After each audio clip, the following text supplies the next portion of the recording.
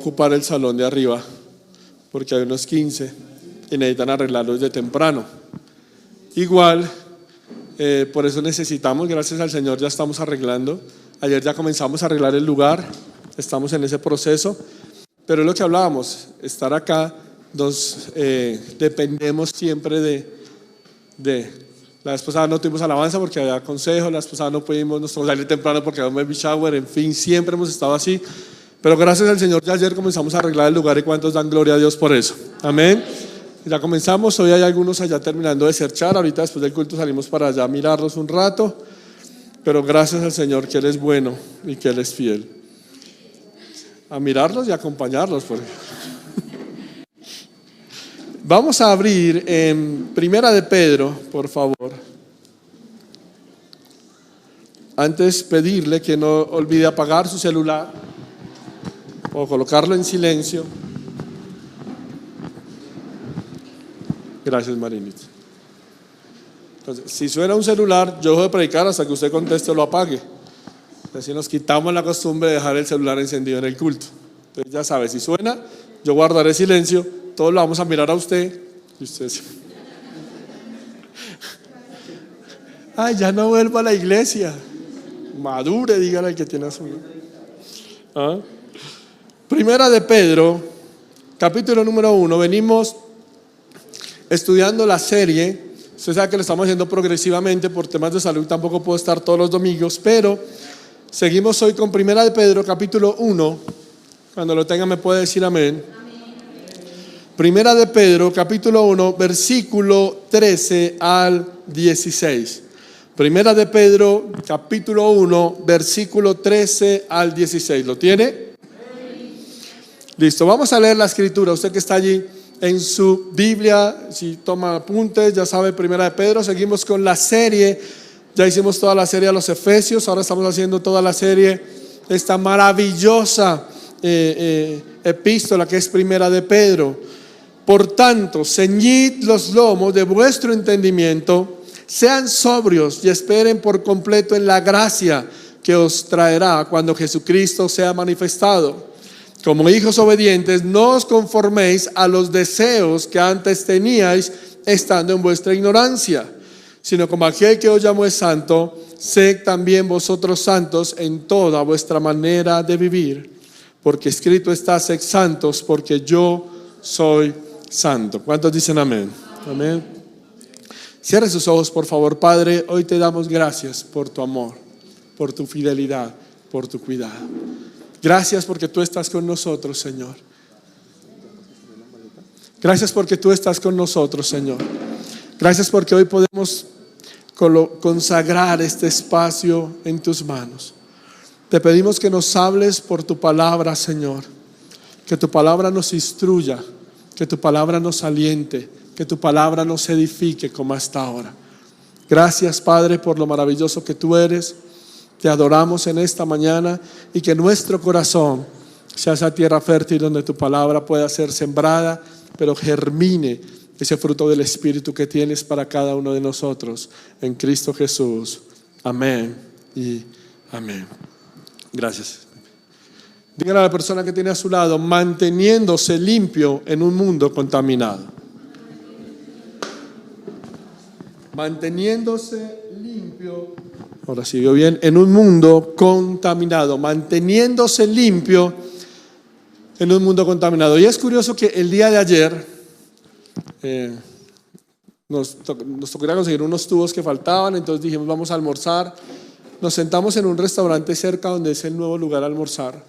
Estábamos almorzando ahí con los que estábamos y en la mesa al lado sonó un ringtone de celular y sonó una canción de Jesús Adrián Romero.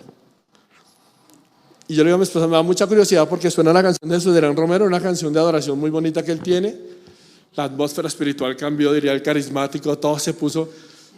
Y la señora saca el celular, dice: es esta hijo y yo. Oh. Yo dije: ponga a Romeo Santos, a Bad Bunny, alguno de esos descarriados, pero ¿cómo? Es esta, y le cuelga. Y el marido sigue comiendo y yo digo: no. Yo quedé en shock y yo decía: ¿qué significa ser santo en un mundo que ha popularizado el cristianismo? ¿Qué significa caminar en santidad? ¿Venir a una iglesia? ¿Tener un rintón de Susarián Romero? ¿Tener abierta la Biblia en la casa? ¿Qué será ser santo entonces? No sé si me estoy dando a entender. Yo que en shock soñé con la señora y toda noche, yo decía, Dios mío, no puede ser eso. Pero cuando hablamos del significado de santo, hablamos que una persona santa no es una persona estrafalaria, es decir, con ciertos modismos en su manera de vestir o en su manera de hablar que a veces tienden a rayar allá el evangélico extremo. O hay gente que piensa que la santidad se evidencia en cómo se viste. Maquillaje o no maquillaje, X tipo de ropa o no X tipo de ropa, ¿cierto? O en todo momento, aleluya, gloria a Dios, santo. Y yo lo digo con todo el respeto, pero he conocido gente que tiene a Dios en su boca todo tiempo y termina con los testimonios de vida que todos lo juzgan. Había alguien que cuando nosotros hacíamos el árbol de Navidad se iba, que porque es del diablo y en fin, tiene todo el derecho. Pero en una de esas idas embarazó otra que no era su mujer. Entonces yo digo, ¿cómo así? O sea, ¿somos o no somos? ¿Qué significa entonces? Entendamos que ser cristiano, hermano, nos habla de que somos personas diferentes. Y cuando hablamos de que somos personas diferentes, esto implica que nuestra forma de vida presente es totalmente distinta a lo que éramos antes de conocer a Jesús. Eso es lo que marca la pauta en lo que éramos y dejamos de ser.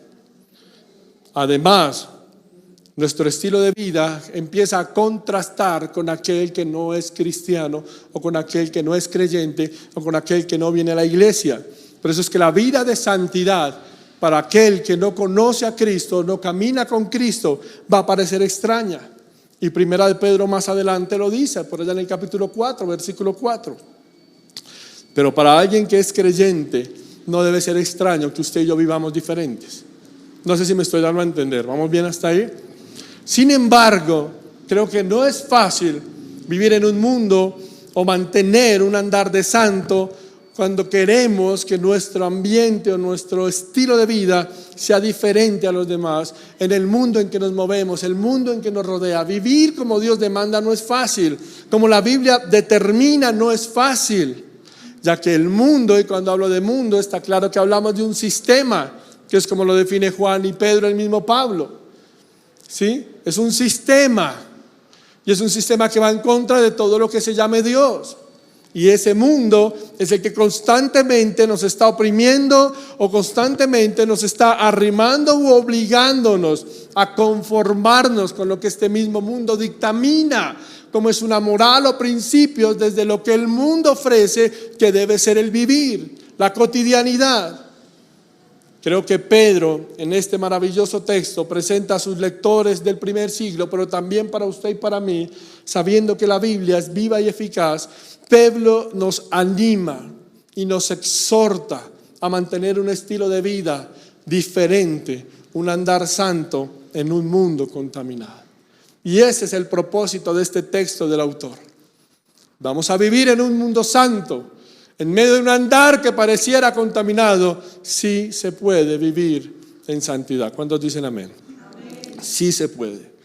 Entonces, la cuestión es, ¿de qué forma lo hacemos? Bueno, Pedro da algunos incentivos, algunas motivaciones espirituales en este pasaje que vamos a estudiar, donde el creyente toma como referencia estos incentivos espirituales que Pedro da para poderse mantener santos en un mundo que no es santo.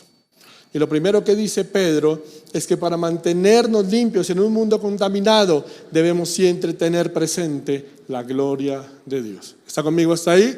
Tener presente ¿qué? La gloria de Dios. Y el versículo 13 nos dice, por tanto, ciñan los lomos de vuestro entendimiento, sean sobrios y esperen por completo en la gracia que os traerá cuando Jesucristo sea manifestado.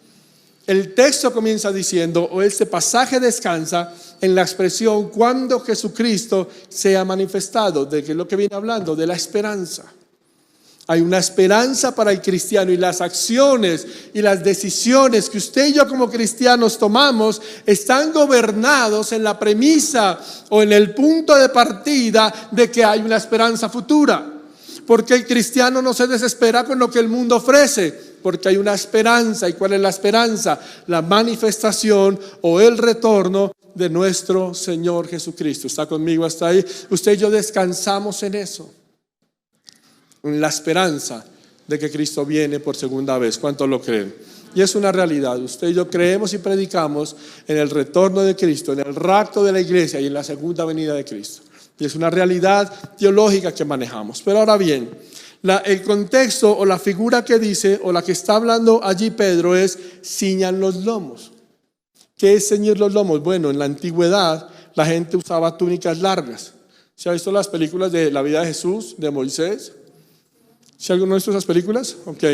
Y usaban largas, cierto, túnicas. Cuando caminaban muy rápido, como era tierra o arena, se arremangaban el vestido, se lo amarraban con un cinto y podían correr. Eso se hablaba, eso era lo que hablaba cuando dice ceñirse los lomos, es arremangues el vestido y amárrelo para que tenga practicidad a la hora de moverse. Entonces, cuando el autor sagrado está diciendo ciñan sus lomos, ¿a qué se refiere? ¿A que los hombres tienen que empezar a usar falda? Hay una corriente literalista de la escritura. Entonces, ceñir los lomos, la única manera de ceñírmelos textual es amarrándome la falda. Entonces solo le tocaría a Carolina, el resto perdimos el año. O sea, la única evangélica es Carolina, viene amor. ¿A eso se referirá? No. Lo que Pedro está diciendo es: usted y yo tenemos que estar listos, dispuestos a salir de un mundo hostil. Los creyentes debemos que estar preparados a no ser parte de un mundo hostil, pero en el salir de ese mundo nos habla de no caer en pánico ni en distracciones. ¿Me van a entender? Es lo que está hablando Pedro. Por eso es tan hermoso que comienza a decir: primero ordene sus pensamientos. La escritura dice, y vuelvo, por tanto, ciñan los lomos de su entendimiento. ¿Qué quiere decir los lomos del entendimiento? Está hablando de cierta capacidad de pensar con equilibrio frente a las crisis, frente a los problemas. Es decir, tenga una mente disciplinada. Tenga una mente ¿qué? Disciplinada. Nos cuesta tener mentes disciplinadas, y lo que le digo, la idea es del hombre que se sube el vestido o la toga y se la amarra para salir corriendo. Entonces, como cristianos, lo que Pedro está diciendo es: tengan una mente suspicaz, tranquila, que no se deje gobernar por el contexto. Pero no sé si usted se da cuenta que es que a veces tenemos mente muy sagaces para el mal, pero a veces para el bien nos hacemos los dormidos y nos dejamos llevar. Y siempre estamos mirando, usamos nuestra mente es como para mirar cómo le ponemos la trampa, cómo salimos de X o Y situación. Y lo que está diciendo Pedro es: use su mente para no dejarse capturar por lo que el mundo le está ofreciendo, no para que sea parte de un sistema. En cierta ocasión el pastor ya no sabía qué hacer con un hermano que siempre se dormía durante el culto, y era tan descarado que hasta roncaba. Por mucho que le hablaba sobre el hecho, no lograba corregirlo. El pastor, ya desesperado, pues la situación se estaba transformando en problema, se le ocurrió una solución. Este hermano tenía un nieto al que el pastor pidió que se sentara en él junto al culto. Y cada vez que el hermano comenzara a dormir, lo despertara, como que: hey, despiértese. Varios domingos pasó así y funcionó. Pero otra vez volvió a caer en el hábito de dormirse a pesar de que el niño estaba a su lado. Un día, cuando se acabó el culto, el pastor llamó al niño y le preguntó: oye, Pepito, ¿no quedamos en que yo te daría 500 pesos para que despertaras a tu abuelito? A lo que el niño respondió: sí, pero mi abuelo se dio cuenta y me está dando 1,000 para dejarlo dormir. A veces tenemos una mente tan suspicaz para lo malo, pero aquí no pasa, ¿cierto? Aquí no pasa. Y es la idea de lo que es la mente. Uno siempre está buscando. Gracias, amor.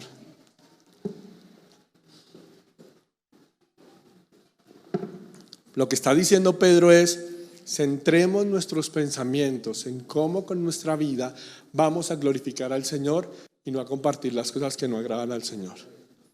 Y para eso usted tiene que estar listo a no dejarse sorprender por lo que el mundo le ofrece, que puede parecer atractivo, pero que usted no puede ceder ante eso.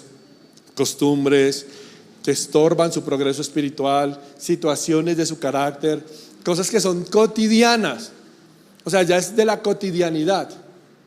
Y usted no puede dejar que lo cotidiano lo empiece a permear a usted y a permitir que sea real.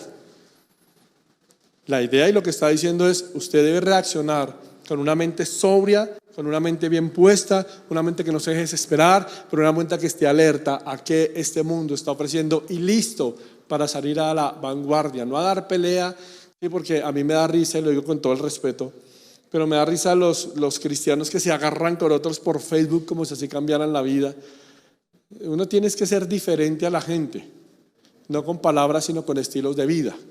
¿Me van a entender? Está bien que siente su punto de vista frente a algunas cosas, pero parte de no caer en el engaño de este sistema es que entienda que los otros piensan diferente a como usted piensa, pero que los principios son innegociables. Mis principios son innegociables. Mi moral es innegociable. Por eso cuando tenemos problemas o estamos en persecución, hay siempre la tendencia a volverse agitado, confundido. Y lo que Pedro le está diciendo a la iglesia, Pedro le está diciendo: un segundito, estén listos para salir, sean sobrios en su manera de pensar. Y eso es, sean o tengan dominio propio. La expresión sobrios es la misma palabra que denota dominio propio. Estén listos para salir, tengan una mente dispuesta, pero su mente debe estar controlada con la esperanza o el dominio propio de que Cristo va a venir. Y el saber que Cristo va a venir me va a dar a mi dominio propio para enfrentar todo lo que el mundo está ofreciéndome. El dominio propio es la capacidad de refrenar mis instintos. Por eso es que está hablando a gente que comienza diciéndole: tenga a Dios presente en un mundo contaminado. Porque Dios presente le va a dar la capacidad de tener una mente limpia, de tener dominio propio. El dominio propio es la excusa, o es lo que a usted a mí no nos deja tener excusa delante de Dios. Es que el diablo me hizo, el diablo me obligó, mis amigos me llevaron, no supe cómo decir no. El dominio propio es la capacidad de decir sí o no frente al pecado. El dominio propio es la capacidad que contrasta una mente histérica, descontrolada, una mente que se deja llevar e influenciar, por una mente sobria, prudente, que descansa en la esperanza de que Cristo va a volver. No sé si me estoy dando a entender. Me gusta mucho lo que decía un autor decía: establecer calma, ser firme y controlado. Y él empezaba a hacer una serie de contrastes. Él decía: hay una mujer seductora en un lugar del trabajo. Un hombre casado con dominio propio no cae ante su seducción, aunque pueda sentirse atraído. Un hombre casado sin dominio propio cae ante su seducción porque se sintió atraído. No supo dominar su carne y puede perder su matrimonio. Un lugar de trabajo, hay mucha facilidad de caer en corrupción. Un hombre con dominio propio no cae ante la tentación, aunque se sintió totalmente impresionado con la cantidad de dinero que pudo ganar. Un hombre sin dominio propio sí cae ante la tentación, porque se sintió totalmente impresionado. Y empieza a contrastar. Pero hay uno que me llama la atención y es el último de los contrastes. Dice: un hombre está vociferando, peleando, anda amargado, se mete con todo el mundo, ofende e insulta. Un hombre con dominio propio no cae ante la tentación, aunque se sintió ofendido y cree que es justo, pero le deja a Dios la situación y trata a la medida de lo posible de generar respeto, pero que las cosas no se pongan complicadas ni se empeoren. Un hombre sin dominio propio cae ante la tentación, se siente ofendido, cree que es injusto, piensa que no debe quedarse así, que esa persona se merece que lo pongan en su sitio, discute, se ofende, amenazan, terminan hasta golpeando y empiezan a plantear la situación. Una patrulla se los lleva presos por horas, en fin.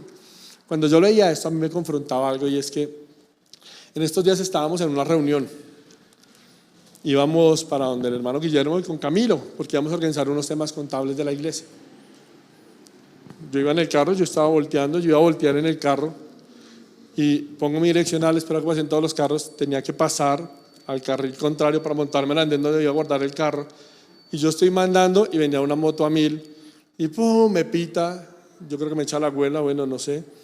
Pero entonces yo estaba muy cargado ese día y yo obviamente le dije: es que esa vaina no tiene frenos, frene. Mi esposa me dice: no está bien lo que hiciste. Yo le dije: no te pregunté. No, no está bien lo que hiciste. Y yo me quedé callado como: bueno, está bien, amor, sí. Pero le contamos a mi hija y mi hija me dice: ¿y si el Señor fuera a la iglesia y te viera ahí? Yo le digo, pues le diría, aprenda a frenar.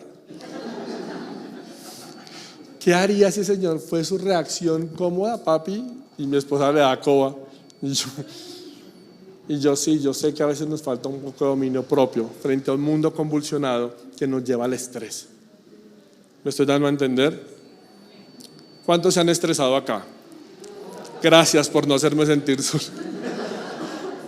Pero un mundo convulsionado que nos lleva al estrés, hermano, usted y yo debemos tener una mente preparada que nos ceda frente a la presión del estrés que el mundo ofrece, porque estamos descansando en la esperanza de Cristo. No es fácil, porque es que a veces pensamos que pastor, es que yo no cedo frente a ciertas cosas mundanas que sí son del diablo, pero hay cosas pequeñas que nos van robando la paz en el corazón. Y frente a ese estrés o a esa situación es la que Pedro escribe a una iglesia del primer siglo que está convulsionada por el estrés de la época. Empieza la persecución y la iglesia está angustiada y se estresa y no sabe qué hacer.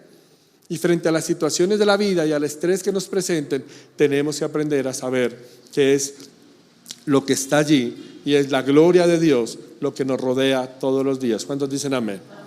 Segundo principio que está hablando Pedro, cómo mantenernos santos en un mundo contaminado. Dice que segundo, la santidad de Dios debe ser primero en nuestras vidas. Y el versículo 14 y 15 dice: como hijos obedientes, no os conforméis, dígale al que tiene a su lado, no se conforme. ¿A qué? A los deseos que antes teníais estando en vuestra ignorancia, sino como aquel que les llamó es santo, sean también ustedes santos en toda su manera de vivir. Y el argumento es muy sencillo, lo que está planteando Pedro. Los hijos heredan la naturaleza de sus padres. Dios es santo, por consiguiente, sus hijos como deben ser santos.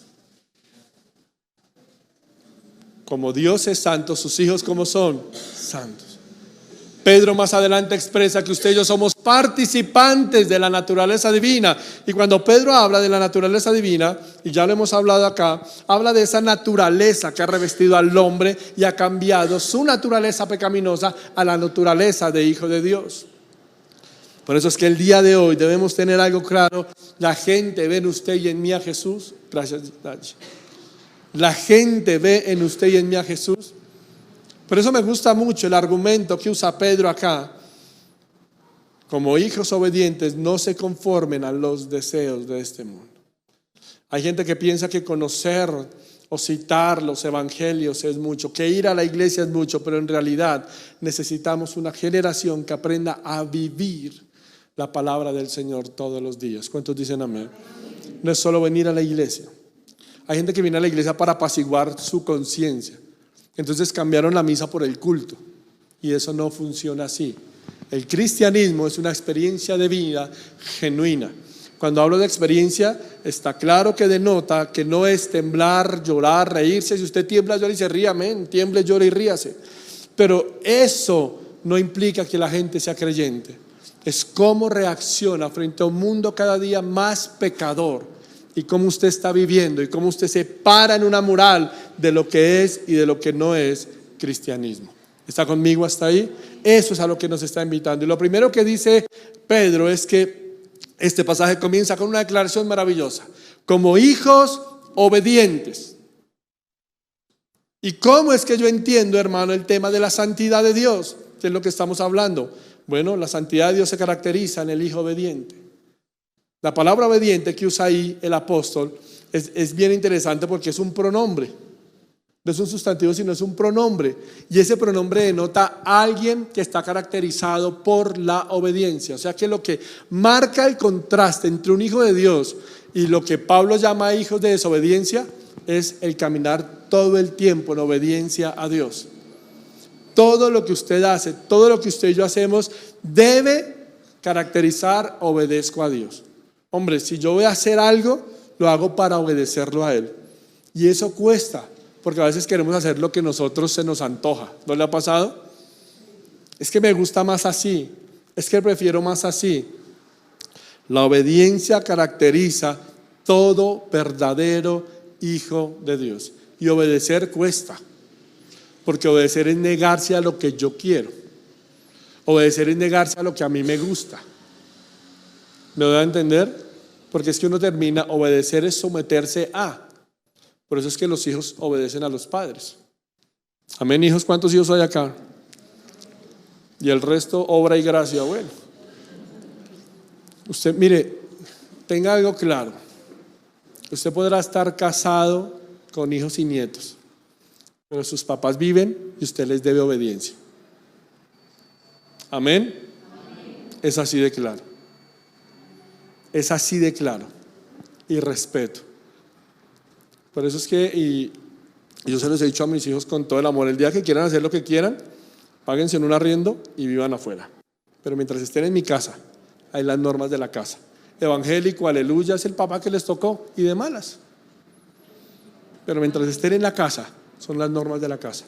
David Machado decía, el que da la provisión tiene la autoridad. Y eso es importantísimo tenerlo claro. Como hijos, yo me someto a aquel que está proveyendo. El día que usted pueda proveer para sus necesidades, entonces supla y haga lo que quiera con su vida.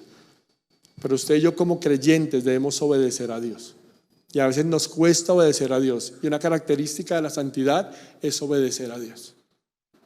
Pregúntese en esta mañana qué tanto lo está obedeciendo. Porque es que va acompañado el obedecer a Dios, y es lo que el texto está diciendo. Y es lo que está diciendo Pedro. Como hijos obedientes, no se conformes a los deseos a los que antes vivían. ¿Y qué es conformar? La palabra conformar es una palabra que habla de ser formado o moldeado según. Cuando usted se conforma con algo, usted está siendo moldeado o está siendo formado por algo. Si usted se conforma a lo que el mundo ofrece, usted está siendo moldeado ¿por qué? Por el mundo. Usted está siguiendo el ejemplo del mundo. Y entendamos algo, hermanos, los deseos que caracterizaban la antigua vida antes de Cristo no pueden seguir rigiendo su vida. Pablo lo explica mejor en Colosenses 3 del 1 al 10 y perdón que le da este texto tan largo, pero me parece que es importante. Colosenses 3, 1 al 10 dice, si pues, es un llamado, es un eco a lo que Pedro está diciendo, si podéis haber resucitado con Cristo. ¿Qué es resucitar con Cristo? El que ha nacido de nuevo. ¿Cuántos han nacido de nuevo acá? Caminan con el Señor. Entonces esto es para usted y para mí. Busquen las cosas de arriba, donde está Cristo sentado a la diestra del Padre. Pongan la mirada en las cosas de arriba, no en las de la tierra, porque habéis muerto y nuestra vida está escondida con Cristo y con Cristo en Dios. Cristo, nuestra vida, se manifiesta. Entonces nosotros también seremos manifestados en gloria.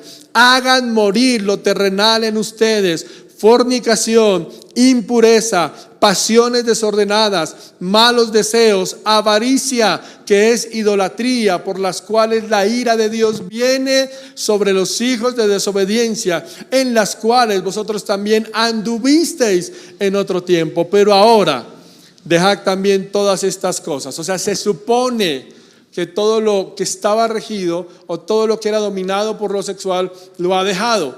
Pablo les dice, se supone que eso ya no camina con ustedes, pero no es solo eso.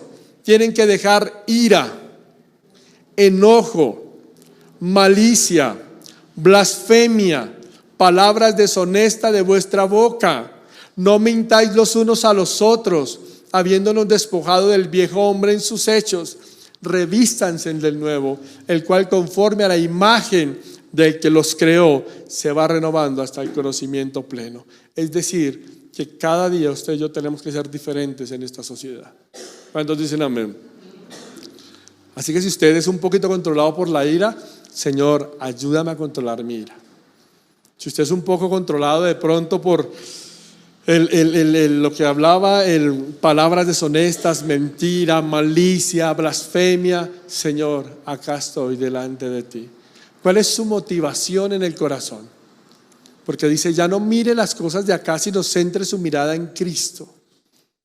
Y por eso está hablando hijos de desobediencia. De usted decir, Señor, o soy un hijo de obediencia o soy un hijo de desobediencia. Por eso es que Pedro, después de decir, estos somos hijos de obediencia, no nos conformamos, es decir, no somos formados por el sistema, no somos formados por la repetición de lo que para el mundo es normal. O sea, para el mundo hay muchas cosas que son normales y para uno como cristiano simplemente no pueden ser. No pueden ser. Por eso es que nosotros sentamos la protesta que no estamos a favor del aborto, que no estamos a favor del movimiento LGBTI, que no estamos a favor de muchas cosas que hay, de la explotación y de otras cosas, porque como cristianos uno tiene que sentar una voz de protesta, que no estamos a favor del adulterio, que no estamos a favor de las relaciones sexuales antes del matrimonio, que no estamos a favor, hermano, de la trampa y de lo deshonesto en las empresas. Porque es que no se trata de salir a marchar por eso, se trata de que usted empiece a hacer la diferencia en su trabajo, en su casa, en su universidad, a mostrar que hay una generación diferente. No sé si me da a entender, porque es que a veces la iglesia sale a marchar y Dios bendiga a la iglesia que marcha, pero uno después ve gente, yo conocí gente que sale a marchar y dan unos testimonios de vida. Uno debe ser coherente. O sea, usted debe ser coherente lo que predique con lo que viva. Usted no puede hacer una cosa y vivir otra. Es coherencia. No sé si estoy diciendo claro. Por eso es que Pedro dice, el Dios que nos llamó, está diciendo el texto que estamos estudiando. Comienza diciendo Pedro, como hijos obedientes, no os conforméis a los deseos que antes estaban en vosotros, sino a aquel que nos llamó. Dese cuenta que todo arranca de un llamado de Dios. Dios es el que nos llama y nos llama con un propósito. Y Pedro constantemente en esta carta habla varias veces del llamado de Dios. Pablo es una persona que usa mucho el término el llamado de Dios. Y cuando usted viene a estudiar esta primera de Pedro, usted se da cuenta que el llamado de Dios no es un privilegio. El llamado de Dios es una responsabilidad sobre su vida y la mía. Si Dios nos ha llamado, ¿cuántos creen que Dios nos ha llamado? Es una responsabilidad. Dígale al que tiene a su lado, el llamado de Dios es una responsabilidad. El llamado de Dios, hermano, es una responsabilidad. Dice la Biblia, Dios nos llamó de las tinieblas a su luz admirable y para su gloria eterna. Eso dice Pedro allí en el capítulo 2 más adelante. Nos llamó de las tinieblas a la luz, pero a su gloria eterna. Entonces la gente debe ver en usted y en mí que cada día nos parecemos más a Jesús. Y yo esta semana leí algo que a mí personalmente me puso a pensar, porque leía de unos hombres que tenían una convención de vendedores y que la convención terminaba un viernes al mediodía, tenían vuelo porque tenían que llegar a donde sus esposas. Entonces sale la convención, todos van corriendo en el aeropuerto y de pronto le tumban a una niña unos puestos, una fruta que tenían ahí. Pero todos siguieron corriendo, hubo uno que se sintió como mal. Entonces le dijo a sus amigos, llamen a mi esposa, díganle que porque iban a estar en el aeropuerto esperándolos, parece que tenían otro plan, pero él dice, llamen a mi esposa, díganle que yo llego en el siguiente vuelo, me voy a devolver. Él se devuelve y ve que la niña está en el piso tentando dónde estaban las manzanas que le habían botado, porque era una niña ciega que vendía manzanas. Entonces él se siente muy mal al ver que la niña era ciega y estaba llorando, así que él toma sus manzanas y deja las magulladas en una cesta, las buenas en otra cesta, sienta a la niña, saca y le da 100,000 pesos y le dice, mira, te hicimos daño. La niña ya deja de llorar, le dice, no, estoy bien. Él se voltea a irse. Cuando él se está yendo, la niña le grita, Señor, disculpe, disculpe, ¿es usted Jesús? Dice que él quedó frenado en seco y dijo, yo por lo que hice soy, o sea, y él se fue todo el viaje dando vueltas en el aeropuerto antes de coger el avión pensando, yo soy Jesús. La niña piensa que yo soy Jesús porque hice algo diferente a ella. Y eso me confrontaba a mí. ¿Será que la gente nos confunde con Jesús o con Barrabás? Crucifique. ¿Será que la gente nos confunde como Jesús? ¿Será que la gente de verdad ve en nosotros a Jesús? Porque es que nuestro destino es ser como nuestro Padre, que la gente vea en nosotros a Jesús. ¿Cuántos dicen amén? Y eso cuesta, hermano, porque parecernos a Jesús es marcar una diferencia. Parecernos tanto a Jesús, hermano, es vivir en un mundo que es ciego a lo que Dios está como que ofreciendo, a una familia, a una moral, una ética. Por eso es bien interesante lo que el texto dice y por eso es tan importante que entendamos la afirmación de que Dios es luz y en Él no hay tinieblas. Y en un cristiano que dice parecerse a Jesús no puede haber tinieblas. Tiene que haber solamente la luz de Cristo. La gente tiene que ver en usted y en mí eso. Así que cuando decimos que Dios es santo y que usted y yo debemos ser santos, claro, el santo es un atributo que hace parte del carácter de Dios. Pero la santidad era una cualidad única y absoluta de Dios en contraste de todas las deidades del Antiguo Testamento, de todos los dioses falsos, de los egipcios, de los babilónicos, de los asirios, aún de los mismos griegos y romanos. El Dios de los judíos era un Dios santo. Por eso es que usted y yo tenemos que ser un pueblo santo. No podemos conformarnos con las prácticas que los demás hagan. Y por eso usted me dirá evangélico con lo que le voy a decir, igual dígame, pero tenga cuidado con lo que ve, con lo que escucha, con lo que habla. Yo he comenzado a ver series y digo, esta serie es muy pesada para verla como cristiano. Entonces no la veo, porque yo siento que no me edifica y yo siento que me está contaminando y que puede despertar cosas en mí. Entonces no la veo. Yo comencé a ver una serie y me pareció que el tema del ocultismo y la brujería era muy pesado. Vi 2 capítulos y dije, no, yo no puedo seguir viendo esto como cristiano, no puedo ver esto. Y no sentí en mi corazón que no debía verlo y no lo vi. ¿Me estoy dando a entender? Lo que escucha. O sea, yo no le estoy diciendo si escuche o no escuche. Lo que le estoy diciendo es, de verdad hay música que es una porquería. O sea, es terrible cómo degrada a la mujer, a la familia, cómo va en contra de los valores. Entonces usted mire qué lo edifica, mire qué lo hace. Horacio Bonar dijo una frase que me encanta: que no haya parte del día o de la noche que de lo sagrado yo esté exento. Que no haya parte del día o de la noche que de lo sagrado yo esté exento. Todo lo que hago debe ser parte de cómo glorifico a Dios y muestro una vida de santidad. ¿Cuántos dicen amén? Y eso cuesta, eso no es fácil, aún hasta en la comida, ¿sí? Porque es que un cristiano no puede decir secular y sagrado, toda su vida es sagrada, todo lo que hace es sagrado. Aún por eso es que Pablo dice, hermano, que hasta cuando comemos y bebamos sea para la gloria de Dios. No le estoy diciendo que hay comida que es pecado, no, y a mí me da mucha risa. Yo estoy en varias páginas en Facebook y hay gente que entra en debates por la comida, por la rellena, por el pescado, por la morcilla. ¿Cuántos comen morcilla acá? Y el que no sabe lo que se pierde, pero igual yo no lo he hecho. Yo he ido a comer, hay gente que piensa que es malo y yo lo dejo ahí, pero digo, llévemelo para el perro. ¿Cierto? Eso, que no le pase como una vez, hace muchos años fuimos con un amigo, era pastor y nos invitó a una familia, hace muchísimos años, y Calibea era lo hit en ese momento, le estaba hablando hace muchos años, y fuimos a uno que quedaba en la 30, como con 19, no recuerdo. Entonces nos sirvieron pollo. Él comió, él tenía por maña chupar el hueso, eso que deja el hueso pelado, pero entonces le dio pena con la gente que estaba ahí, entonces dejó los huesitos ahí en el plato y dice, ¿me hace un favor? ¿Me los empaca para el perro? Y el Señor llegó con una bolsa así de huesos, los de él y los de todo el restaurante. Tome para el perrito, ahí tiene para que chupe, le dije. Entonces es saber manejarnos y vivir como creyentes en este mundo. Hasta lo que comemos debe glorificar a Dios, hermano. Cuando yo como en paz estoy glorificando a Dios, dándole gracias a Dios. Todo lo que hago, o sea, la santidad va de la mano para la gloria de Dios. Y es lo que Pedro está diciendo acá.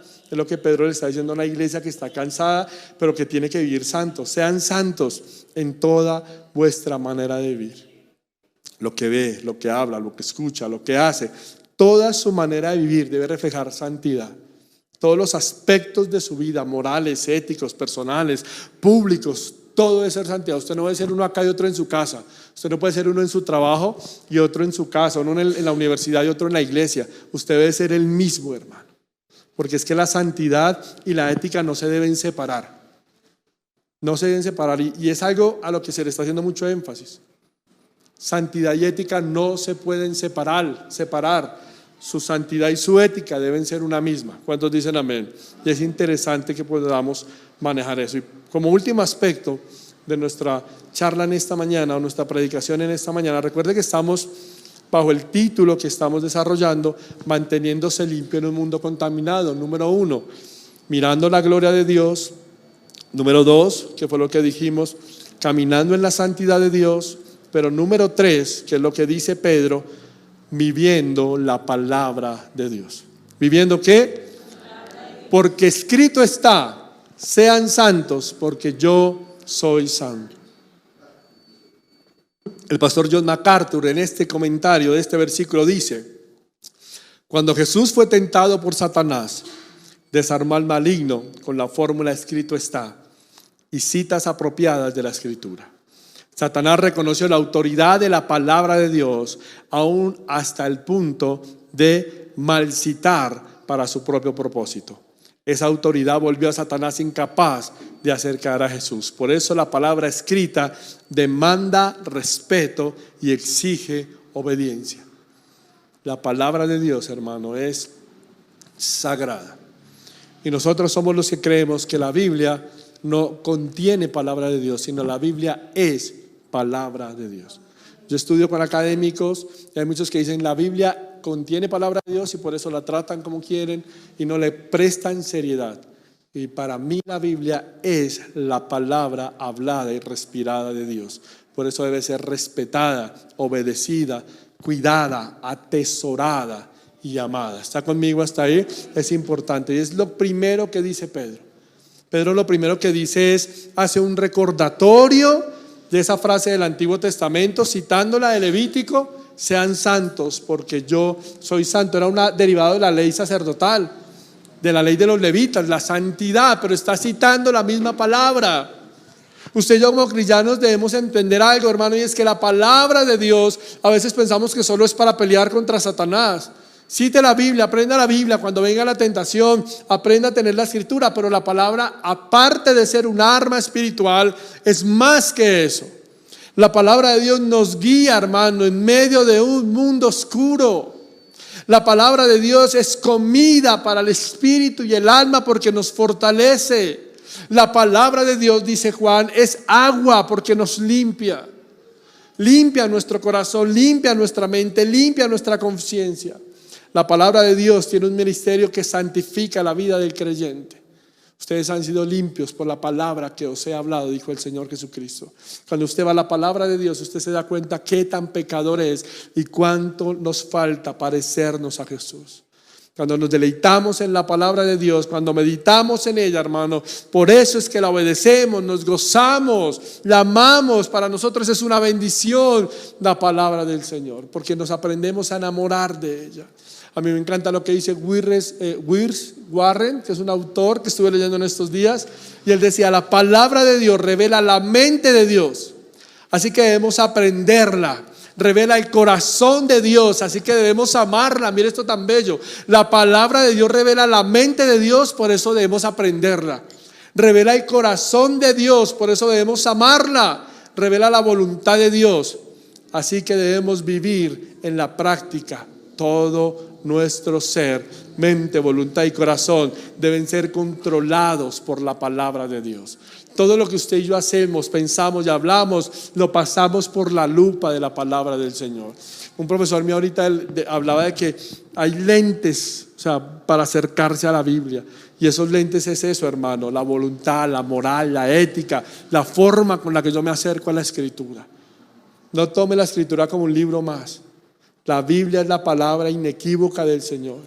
Y esta palabra santa nos dice: sean santos porque yo soy santo. El creyente, hermano, está llamado a vivir una vida de santidad, una limpieza de su pecado. Y el creyente está llamado a hacer oposición a la vida de pecado.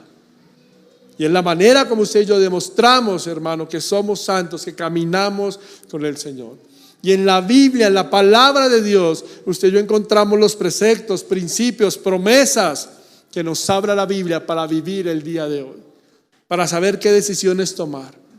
Usted y yo no estudiamos la Biblia simplemente para conocerla. Estudiamos la Biblia para conocer mejor a Dios, para saber mejor quién es Dios. Y quiero cerrar leyéndole algo que decía D.L. Moody. D.L. Moody decía: la Biblia es como un álbum de fotografías. Cuando voy a la casa de un amigo, mientras lo espero, comienzo a hojear su álbum. Voy dando vuelta a las hojas y encuentro gente que conozco y gente que se parece mucho a mí o a mis vecinos. Si leemos la Biblia, decía Moody, encontramos en ella nuestros retratos. Mi amigo, quizás seas un fariseo, y si es así, mira lo que dice el Evangelio de Juan. Pero tal vez no seas un fariseo, Quizás pienses que eres un pecador demasiado malo para llegar a Cristo. Lee lo que dice la Biblia acerca de la mujer samaritana y verás que hay compasión. Y cree en las palabras que el Señor dijo acerca de ellas. Me gustaba mucho lo que decía Moody, porque cuando yo voy a la Biblia me confronto y encuentro mi realidad allí, pero también encuentro una respuesta y una solución para mi realidad. ¿Cuántos dicen amén? Y todo es ¿en dónde? En la santa palabra del Señor. Por eso es que la invitación hoy es a que estudiemos, amemos, profundicemos en la Biblia, en el carácter de la Escritura, en conocer la palabra y así vivir santos en un mundo totalmente contaminado. ¿Por qué no se coloca sobre sus pies, por favor? Y vamos a orar.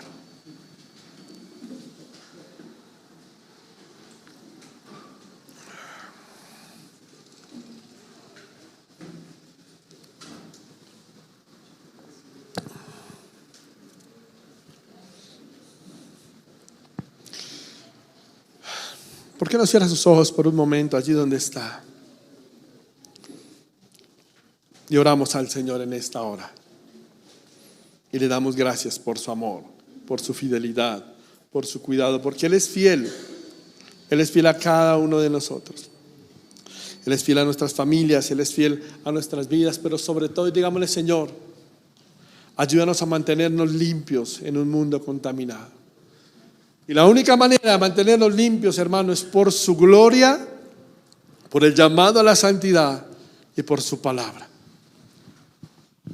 No os conforméis, no se dejen formar por lo que el mundo ofrece. Hoy te adoramos, Señor. Hoy te adoramos, Señor. ¿Y por qué no allí le dice: Señor, ayúdame a mantenerme limpio en un mundo contaminado?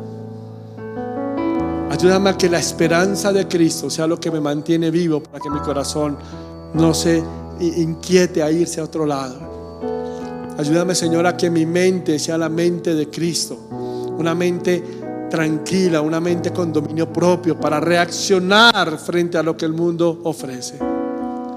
Una mente que esté dispuesta y preparada para enfrentar todo lo que la vida me va a presentar a diario. Ayúdame, Señor, a vivir en esa santidad. Señor, gracias porque de pronto he podido dejar, y en mí ya no es una lucha, ciertas cosas de la carne, pero hay cosas del carácter o de la personalidad con la que estamos lidiando. Dígale: Señor, ayúdame con eso. Ayúdame a tener un poco más de paciencia, de dominio propio.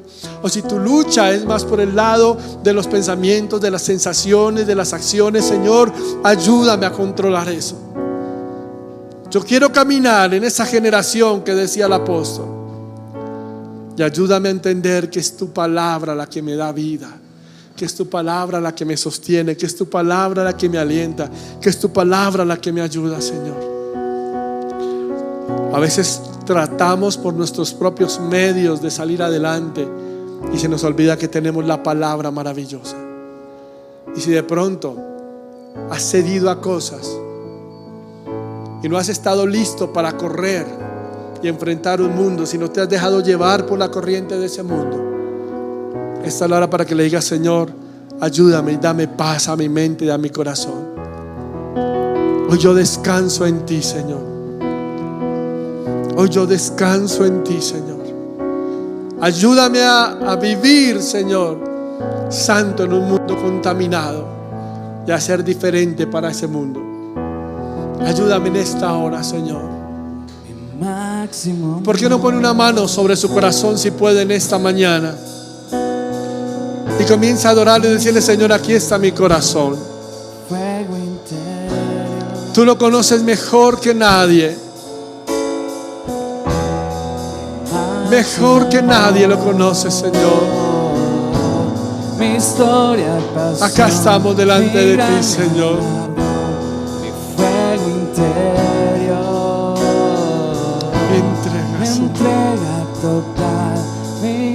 ¿Por qué no le cantas: mi corona es Jesús? Mi corona es Jesús. Gastaré mi vida. Gastaré mi vida en Él y triunfante cantaré. Dile, mi corona es Jesús nuevamente. Mi corona es Jesús. Mi corona es Jesús. Gastaré mi vida en Él. Gastaré mi vida en Él y triunfante cantaré. Porque no dice, yo cantaré. Cantaré un himno. Cantaré un himno de gloria. Cantaré al Dios de mi historia. Al Dios de mi historia. Mi máximo amor. Mi máximo amor. Dile, yo gritaré. Él es mi victoria. Eres mi victoria. Gritaré mi máxima gloria. Y es Cristo mi Rey. Es Cristo mi Rey. Dígale, yo cantaré. Cantaré un himno de gloria. Cantaré al Dios de mi historia. Mi máximo amor. Mi máximo amor. Dile, yo gritaré. Él es mi victoria. Él es mi victoria. Gritaré. Mi máxima gloria. Es Cristo mi Rey. Es Cristo mi Rey. Dile, Señor, hoy tú eres el Rey de mi vida. Y hoy yo te pido, Dios, que seas tú quien transforma mi corazón, mis ansiedades, mis afanes, mis luchas. Tú eres, Señor, tú eres el Rey. Tú eres el Rey, Señor. Y cuando hablamos de que tú eres nuestra corona, hablamos de que tú eres el poseedor de todo en nosotros. Pero es que desde nuestra vida está para ti, solo para ti. Nuestra familia, nuestro hogar, nuestro matrimonio está para ti. Mi trabajo, mi universidad, mi empleo, mi empresa, estás para ti, Señor. Allí te glorificamos, allí te honramos en todo, Señor. No queremos ser formados por lo que la cultura moderna dictamina o enseña o determina, sino queremos ser formados por la moral, los principios, la ética que tu palabra nos enseña. Esa palabra gloriosa que da paz al corazón, que da paz a la vida. Te adoramos, Señor. ¿Por qué no termina cantándole esto al Señor? Diciéndoselo con todo su corazón. Cantaré un himno de gloria. Cantaré al Dios de mi historia. Mi máximo amor. Mi máximo amor. Yo gritaré. Él es mi victoria. Él es mi victoria. Gritaré. Mi máxima Es Cristo mi Rey. Es Cristo mi Rey. Gracias, Señor. Cantaré un himno de gloria. Cantaré al Dios de mi historia. Mi máximo amor. Mi máximo amor. Gracias, Señor. Él es mi victoria. Gritaré, eres mi victoria. Gritaré mi máxima gloria. Gritaré mi máxima gloria. Es Cristo mi Rey. Es Cristo mi Rey. Señor, gracias. Hoy oramos por cada vida. Ayúdanos a mantenernos limpios en un mundo contaminado. Desde los principios bíblicos, morales y espirituales que tú nos das. Gracias, Padre. Te adoramos, te bendecimos y te exaltamos en Cristo Jesús. Amén y amén. Porque una ofrenda de palmas al Señor en esta mañana y le dice gracias, Señor. Amén. Dios les bendiga. Tomen su lugar. Los dejo con el hermano Guillermo.